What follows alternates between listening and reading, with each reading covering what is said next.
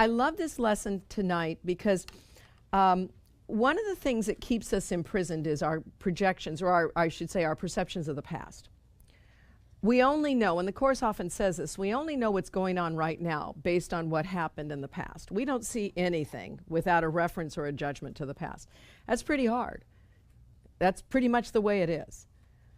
To be able to see what is going on right now cannot come from us.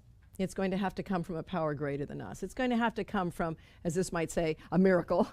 It takes a miracle for me to be able to see as it is right now. Or this, as this is calling upon, a holy instant of release right now. I want you to kind of get used to this sentence. This is my holy instant of release, because I think you might want to try this for this week. You know, there's lots of stuff going on. Anytime it gets hot, there's stuff going on. I mean, when it's hot, people get a little bit more touchy, a little bit more irritable.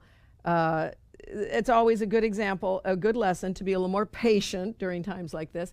But to hold this in your mind during times, during challenges. We've had a lot of challenges in this country. We've had a lot of racial strife. We've had people take justice into their own hands, or seeming justice into their own hands, and attack police officers. I don't condone either one of these actions. Nothing.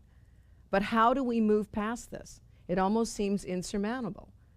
What this is saying is, because our minds see the limitations, it seems insurmountable. We have to move to a new place of experience. We need a paradigm shift in how we think. And we will reach that. I believe that a lot of times that's why these things happen. I believe that's why these things get to this pinnacle, this point, is that we're going to have a paradigm shift. We're going to shift to a new consciousness, a new way of experiencing things, a new way of seeing things, and we can be part of that shift if our minds are at peace. This is my holy instant of release. This does not mean that we do not participate in the world, but we want to participate in such a way that brings peace and not more problems. We want to participate in a way that brings love, not fear.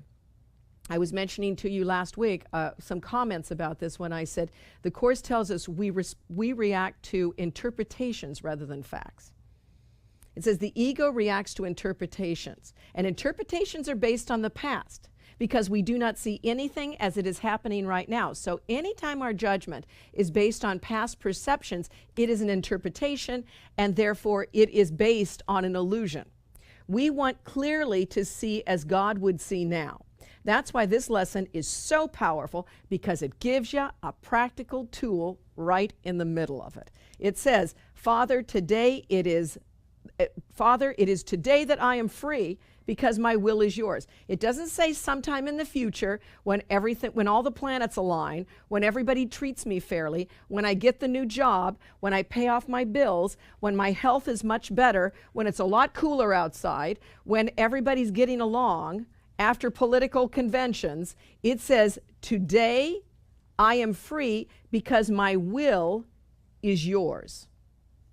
We are free from all the seeming limitations. We have every answer we need because our will is one with God's. So what that means is we are in touch with the infinite source of knowledge. We have the answer to any problem that will face us today and tomorrow and all the tomorrows to come. It's telling us He is with you now, and what you need is here. The only thing that prevents you from knowing His will are your judgments and your fears.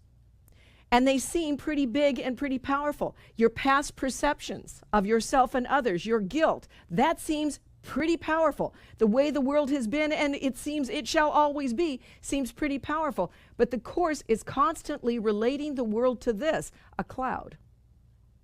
A cloud.